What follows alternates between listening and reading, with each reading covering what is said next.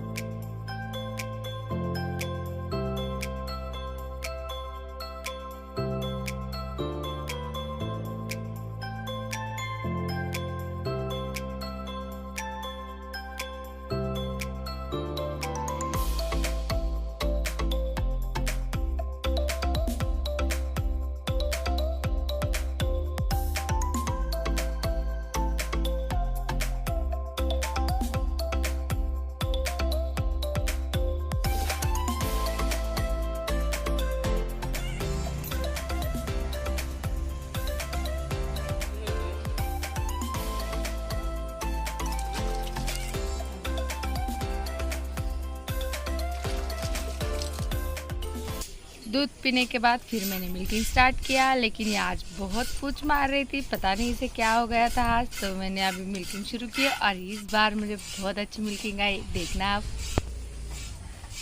जब मैंने milking start किया तो इसकी पूछ पर पूछ जो हिलाती जा रही थी और सीधे मेरे मुंह पे मार रही थी, पता नहीं इसे क्या हो गया था आज। और अभी मुझे मिल्किंग की बहुत सारी प्रैक्टिस हो चुकी है, तो अभी बहुत अच्छा मिल्किंग करना आ रहा है और अंदर से खुशी भी हो रही है कि आखिरकार मैं सीख तो गई। बाबू बाबू जितना नहीं, लेकिन बहुत अच्छा आने लगा अभी, पहले से तो बहुत अच्छा। अब इतना सीख गई है तो उसके जैसा उनके जैसा भी एक दिन ज़रूर सीख जाऊंगी, क्योंकि सीखना मेरी बहुत बुरी आदत है। तो मैं सीख कर ही दम लेती हूँ और क्वेश्चन पूछ भी बहुत सारे। और मेरी दूसरी बुरी आदत है बहुत सारे क्वेश्चन पूछना। कभी कभी सामने वाला आंसर देते देते थक भी जाता है पर मेरे क्वेश्चन ख़त्म नहीं होते। लेकिन जब तक मुझे वो चीज़ पता नहीं, मैं उसके बारे में जानती नहीं, उसके बारे में क्वेश्चन नहीं पूछूंगी तो मुझे कैसे पता चलेगा, इसलिए पूछती हूँ बस।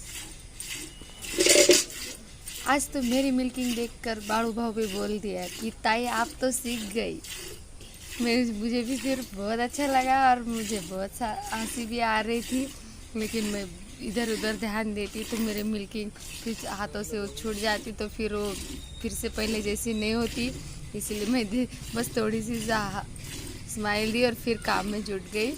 और देखो फटाफट से मिल्किंग कर रही हूँ अभी, लेकिन अभी मैं थक चुकी हूँ पूरी तरह से। मेरे हाथों में बहुत दर्द होने लगा था, फिर भी मैं निकालती जा रही थी। मुझे लग रहा था कि आज ये पूरी बाल्टी बस मैं ही भर दूँ, लेकिन ये बहुत हार्ड होता है क्योंकि बफेलो की स्किन बहुत हार्ड होती है और उनसे दूध निकालना मतलब बहुत।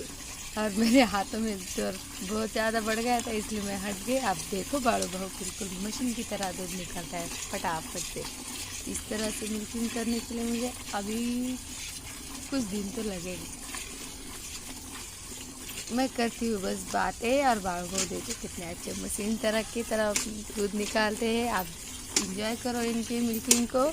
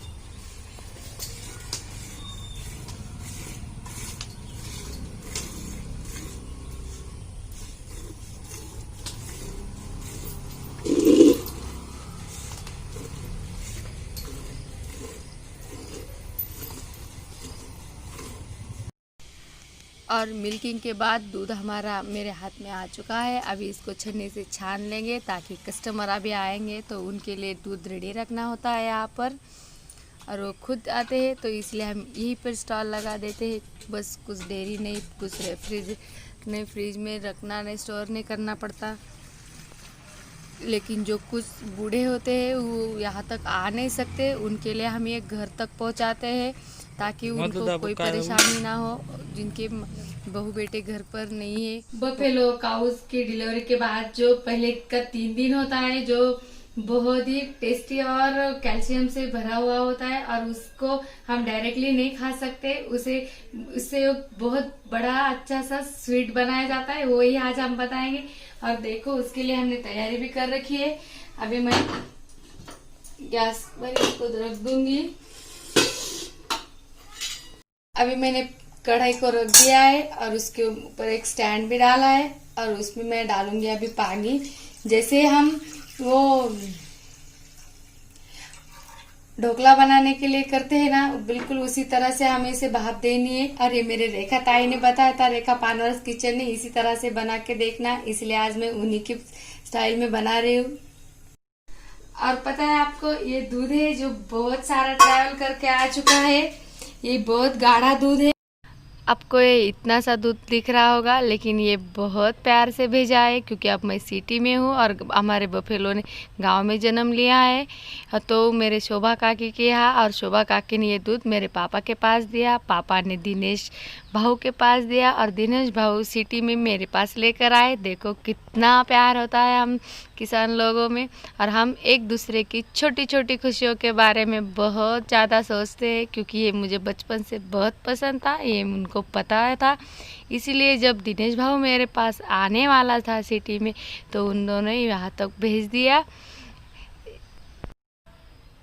हम किसान लोग और गाँव वाले होते ही ऐसे छोटी सी छोटी बात का ख्याल रखते हैं हम एक दूसरे का।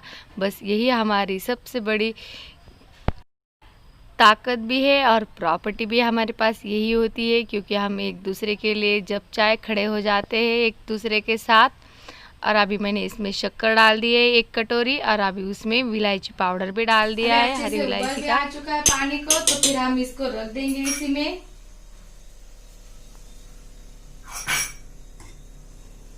और इसे 15 मिनट के लिए ढककर रखेंगे अभी, और ये अपने आप बन जाएगा।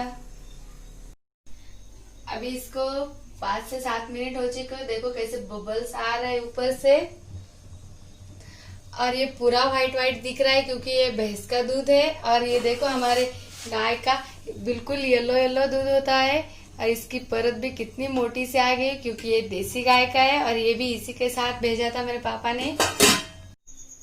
अभी रात का डिनर खत्म होने के बाद मीठा खाने का मन करता है सबका, और ये आज इसी से करेंगे।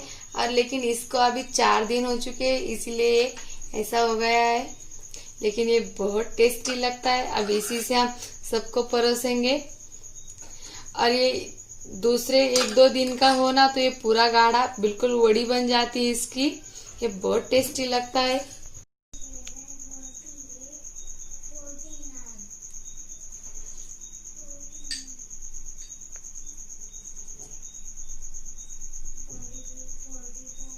ये बहुत टेस्टी और लाजवाब है, और ये हर किसी के नसीब में नहीं होता, बस ये हम जैसे लोग हैं गाँव वाले, उन्हीं को मिलता है ये खाने को।